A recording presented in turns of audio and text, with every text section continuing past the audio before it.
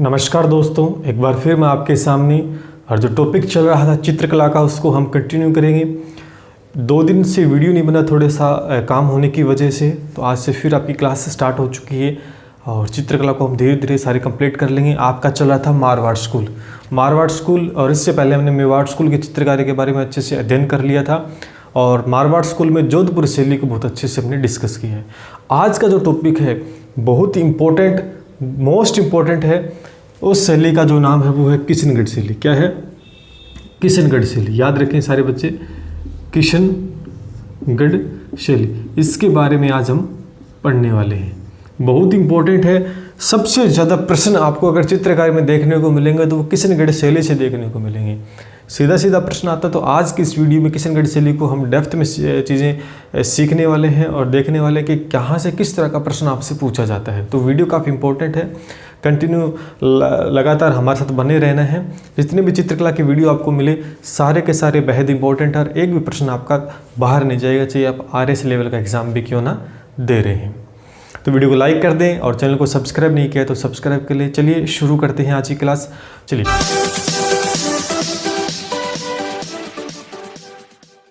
किशनगढ़ शैली के बारे में अगर हम देखें तो सबसे पहले हमें ये ध्यान था कि मारवाड़ क्षेत्र था, जो मारवाड़ स्कूल था, यहाँ पर किसका राज्य था?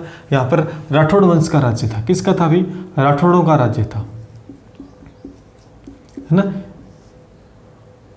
राठौड़ों का क्या था? यहाँ राठौड़ वंश राज्य किया करते थे। लगभग 1-2 जैसे टोंक हो गई, अजमेर, यहाँ पर मुसलमान मुगल राज्य करते, लेकिन लगभग 15 से 16 रियासतें थी वो राठौड़ों की थी। ठीक है, तो यहाँ पर किशनगढ़ रियासत कैसे बनी? तो मारवाड़ रियासत का 2 पार्ट थे। मारवाड़ रियासत, इस यहाँ से 2 रियासतें विभाजित हुई। एक तो बीकानेर रियासत और एक आपकी किशनगढ़ रियासत है। ये छोटी रियासतें थी भाई, किशनगढ़ रियासत। 2 रियासतें अलग होगी, किससे? मारवाड़ क्षेत्र से अलग होगी, और एक बीकानेर रियासत और किशनगढ़। हमें किशनगढ़ रियासत के बारे में पढ़ना है। तो एक राजा था मारवाड़ का, मोटा राजा उदय सिंह। कौन था? एक राजा था यहाँ का, मोटा राजा उदय सिंह, जिसने अकबर की अधीनता स्वीकार कर ली थी, उससे विवाहिक संबंध स्थापित कर लिए थे। इसका पुत्र था 8वां पुत्र, इसके 8 पुत्र थे, लेकिन 8वां पुत्र था इसका किशन सिंह। कौन था? किशन सिंह। इस किशन सिंह ने ही इस किशनगढ़ रियासत की नींव डाली थी 1609 के अंदर, 1609 के अंदर। तो ये बात विशेषकर आपको ध्यान में रखनी कि किशनगढ़ जो रियासत थी, अभी चित्रकला के बारे में नहीं पढ़ रहे, इसकी रियासत के बारे में हम जानने की कोशिश कर रहे हैं कि इसकी नींव किसने डाली। तो किशन सिंह ने डाली थी। किशन सिंह मोटा राजा उदय सिंह का क्या था? 8वां पुत्र था और 1609 के अंदर किशनगढ़ रियासत की नींव डाली थी। ये सबसे ये छोटी रियासतें थी। क्या थी ये छोटी रियासतें थी, याद रखें, क्योंकि इनको 21 तोपों की सलामी नहीं दी जाती थी। ठीक है, छोटी रियासतें थी। तो आपको समझ में पहला प्रश्न तो यहीं से इंपॉर्टेंट बनता है कि किशनगढ़ रियासत की नींव किसने डाली? किशन सिंह। ये किशन सिंह कौन था? मोटा राजा उदय सिंह का पुत्र था, 8वां, और नींव कब डाली? 1609 के अंदर। इस बात को आपको ध्यान में रखना है। अगर चित्रकारी की बात करें तो चित्रकारी का जो स्वर्णिम काल अपने को किशनगढ़ शैली के अंदर देखने को मिलता है, तो वो एक राजा था सावन सिंह। तो उसके बारे में हम पढ़ेंगे। तो ये बात नोट कर लेना, याद हो गई आपको अच्छे से। ठीक है, इंपॉर्टेंट थी ये बात बतानी। चलिए इसको मिटा देता हूं मैं। अब देखो, एक राजा था सावंत सिंह। कौन था? सावंत सिंह। ये एक खुद चित्रकार था। ये क्या था? ये स्वयं एक क्या था? चित्रकार था। और इसके काल को ही चित्रकला का स्वर्णिम काल बोलते हैं किशनगढ़ शैली में। इसके काल को क्या बोलते हैं? स्वर्ण काल बोलते हैं। किसका? चित्रकला का। तो ये बात आपको ध्यान में रखें, क्योंकि इसी के काल के अंदर सर्वाधिक चित्र बने थे। अब देखो, सावंत सिंह की एक माता थी, एक राजमाता थी, राजमाता बड़ी वर्द थी। सावंत सिंह के दरबार में कोई महिला नहीं थी, न तो कोई नृत्य करने वाली थी, न कोई गायन वादन करने वाली कोई महिला थी, यानी इंटरटेनमेंट के लिए कोई साधन नहीं था, सिर्फ पुरुष ही पुरुष थे, सारे बोर हो रहे थे। तो सावंत सिंह ने अपनी माँ को बोला, राजमाता को बोला कि देख माँ, हमारे दरबार के अंदर तो कोई न तो नर्तिका है, न कोई गायन वादन वाली है, तो क्यों ना एक ऐसी महिला को ले आई जाए, सुंदर महिला को, जो कि नृत्य करे, हमें एंटरटेनमेंट करते रहे, है ना। ये सिस्टम हुआ करता था पुराने समय के अंदर। तो ये राजमाता कहाँ चली गई? अंतपुर चली गई। इस बात को लेकर अंतपुर, जो आज कहाँ पर है, वर्तमान में कहाँ है, दिल्ली के अंदर है, वहाँ पर गई। वहाँ पर एक महिला को लेकर आई जिसका नाम क्या था? उस महिला का नाम था विष्णुप्रिया। क्या नाम था? विष्णुप्रिया था। और उसका दूसरा नाम कह सकते हैं रसिक प्रिया था। क्या था? रसिक प्रिया था।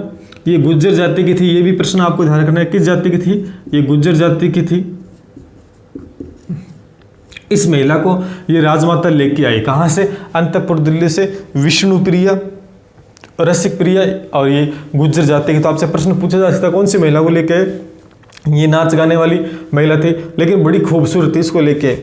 अब राजमाता को इस विष्णुप्रिया, रसिक प्रिया जो भी है, इसको किसके सामने लेके आना था? इस सावंत सिंह के सामने लेके आना था। लेकिन ये ऑलरेडी काफ़ी खूबसूरत थी, तो इसको क्या किया, इस राजमाता ने इसको पूरा मेकअप शेकअप लगाकर अच्छे से तैयार कर दिया। इसको पारदर्शी वस्त्र पहनाए गए, गुलाबी होठ किए गए, नैनों को सजाया गया बहुत अच्छे तरीके से, कान तक खिंचन, इस तरह नैन वो काजल वगैरह लगा के इसको बहुत ही सुंदर बना दिया गया इस विष्णुप्रिया, रसिक प्रिया को। क्यों? क्योंकि इसको सावंत सिंह के सामने लेके जाना था, जिससे सावंत सिंह खुश हो जाए। ठीक है, यानी इसको बन ठन के ये तैयार हो गई थी, और वहीं से इसका नाम पड़ता है बनी ठनी। क्या पड़ता है? बनी ठनी, क्योंकि बन ठन के गई थी कहाँ पर? सावंत सिंह के कार्यकाल के अंदर, सॉरी सावंत सिंह के सामने। तो इसको सीधा पेश किया जाता है सावंत सिंह के सामने, इसलिए इसे बनी ठनी कहा जाता है। तो आपसे ये प्रश्न पूछा जा सकता है कि बनी ठनी का नाम क्या था? विष्णुप्रिया या रसिक प्रिया? या बनी ठनी किस जाति की थी? तो गुज्जर जाति की थी। या बनी ठनी को कहाँ से लेके आए थे? अंतपुर दिल्ली से लेके आए। तो बहुत तरह के प्रश्न बनते हैं, ध्यान रखना इस बात को। जब सावंत सिंह को इसके सामने लाया गया, क्योंकि इसने पारदर्शी वस्त्र पहन रखे थे, गुलाबी होठ कर रखे थे, आंखों में काजल लगा रखा था, बड़े बन ठन के बड़ी भयंकर तरीके से आई थी, इसलिए इसे बनी ठनी कहा जाता है। एक बात तो ये समझ में आ गई, सावंत सिंह देखते ही इसको आश्चर्यचकित रह गया कि इतनी खूबसूरत, इतनी, ये खुद राठौड़ था, ये क्या थी? गुज्जर जाति की थी। इसको देखकर मोहित हो गया था और इससे प्रेम कर बैठा था। क्या कर बैठा था? इससे ये प्रेम कर बैठा था, ये इससे प्रेम कर बैठा। अब धीरे धीरे प्रेम क्या है और बढ़ने लगा। तो अब ये डायरेक्ट तो इससे मिल नहीं सकता था। क्यों? क्योंकि ये राठौड़ था, ये गुज्जर जाति की थी, तो प्रजा को पता लग जाएगी ये तो गलत हो गया। तो ये ना पत्र व्यवहार किया करते थे, मतलब लेटर लिखा करते थे एक दूसरे को, प्यार की बातें उनमें शेयर किया करते थे। और उस लेटर के अंदर एक नाम लिखा करता था, ये कोडवर्ड था उसका, नागरीदास। नागरीदास। और उन पत्रों के माध्यम से हमें पता चलता है कि सावंत सिंह का दूसरा नाम क्या था? नागरीदास था। हो जाएगा याद यहाँ से। पत्र व्यवहार करके एक दूसरे से अपना प्रेम जाहिर किया करते थे, और बाद में इन्होंने प्रेम विवाह भी हो गया था इनका। और उसके बाद में अपने को पता लगता है कि इस शैली के अंदर रंग का समायोजन क्या था? रंग समायोजन। तो यहाँ से पता लग जाएगा आपको रंग समायोजन। देखो बनी ठनी जी, ये विष्णुप्रिया से इसको बनठन के तैयार है, तो बनठन के मतलब गुलाबी होठ इसने किए थे, तो हम कह सकते हैं इसने गुलाबी रंग का एक प्रयोग किया गया था इस चित्रकारी के अंदर। जो किशनगढ़ शैली में जो चित्र बनाए गए उसमें गुलाबी रंग का, और पारदर्शी वस्त्र पहने थे। इसका मतलब पारदर्शी का मतलब सफ़ेद वस्त्र हम कह सकते हैं, सफ़ेद रंग के होते हैं पारदर्शी। तो इन दो रंग का सबसे ज़्यादा मैक्सिमम इन रंगों का यूज़ किया गया था। तो ये भी प्रश्न आपसे पूछा जा सकता है कि किशनगढ़ शैली के अंदर कौन से अधिकतर रंगों का प्रयोग किया गया है सबसे ज़्यादा? तो गुलाबी रंग और सफ़ेद रंग का प्रयोग सबसे ज़्यादा किया गया है किशनगढ़ शैली में। तो इतनी बात याद हुई क्या आपको? देखो किशनगढ़ शैली का राजा कौन था? सावंत सिंह। ये खुद स्वयं एक चित्रकार था, स्वर्णिम काल इसका चित्रकला कराया है। बाद में राजमाता अंतपुर से विष्णुप्रिया जो बनी ठनी के नाम से फेमस हुई, उसको लेके आए और इनसे प्रेम हुआ, और इन दोनों ने मिलकर चित्रकारी की। यहाँ पर किशनगढ़ शैली जो पनपी और गुलाबी और सफ़ेद रंग का इनमें प्रयोग किया गया। समझ में आ गया? यहाँ का चित्रकार कौन थे वो और देख लो। यहाँ के चित्रकार, अब इस शैली के जो चित्रकार थे वो और बता देता हूँ आपको, एक छोटी सी ट्रिक है। चित्रकार मोरनी सुरीली, याद रखें सीधा ही कि मोरनी सुरीली गाती है, ये सीधा लिख लेना। तो इस मैं से क्या हो गया? मोर ध्वज इस नए से क्या हो गया, निहाल चंद। इस शय से क्या हो गया, सूर्यध्वज। और लय से हो गया लाडली। एक दो और थे अमरचंद वगैरह, मैं बता दूंगा इसमें, तो याद रखिए जो मेन कलाकार थे, जो मेन चित्रकार थे, वो मोरध्वज, निहालचंद, सूर्यध्वज ये थे। ठीक है, तो रंग बहुत इंपॉर्टेंट है, शैली में पूछा जाता है। उसके बाद में बनी के इतिहास के बारे में पूछ, कहाँ से आई थी, क्या नाम था, किस जाति के थे, ये भी प्रश्न पूछा जाता है। उसके बाद में चित्रकारों के बारे में विशेषकर आपसे प्रश्न पूछा जाता है, तो इस बात को याद रखें। अब हम बात करेंगे इन चित्रकार के, जो चित्रकारों ने जो पेंटिंग्स बनाई थी उनमें क्या विशेषता थी और किस तरह का प्रश्न उनमें पूछा जाता है। तो चलिए इसको नोट कर लो आप एक बार। दोस्तों, सबसे पहली जो विशेषता बार बार प्रश्न पूछा जाता है वो है कि इस शैली को प्रकाश में कौन लेके आया। ये शैली देखो छोटी रियासत थी ये, तो इसलिए फेमस नहीं हो पाई, लेकिन इसको प्रकाश में लेने का जो कार्य किया गया, जो सबके सामने प्रस्तुत किया, वो एरिक डिक्सन,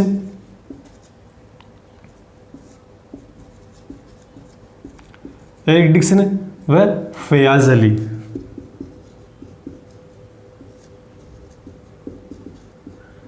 इन दोनों ने इस किशनगढ़ रियासत को ये प्रकाश के अंदर लेके आए, तो याद रखना। और ये इतना प्रभावित हो गया, एरिक डिक्सन इतना प्रभावित हुआ इस शैली से, इसलिए इसने मारवाड़ की मोनालिसा बोला इसे, मारवाड़ की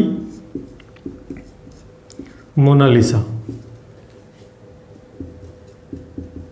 नाम से इसे कहा गया। तो याद रखें जो मोनालिसा थी बहुत ही सुंदर पेंटिंग्स थी, उसकी तुलना की है किशनगढ़ से, किशनगढ़ की शैली की जो बनी ठनी की जो पेंटिंग्स थी उसकी तुलना की है मोनालिसा से। याद रखना इस बात, किसने की, एरिक डिक्सन ने। अब कहते हैं कि मारवाड़ की मोनालिसा कौन है, बनी ठनी। बहुत बार प्रश्न रिपीट होता है।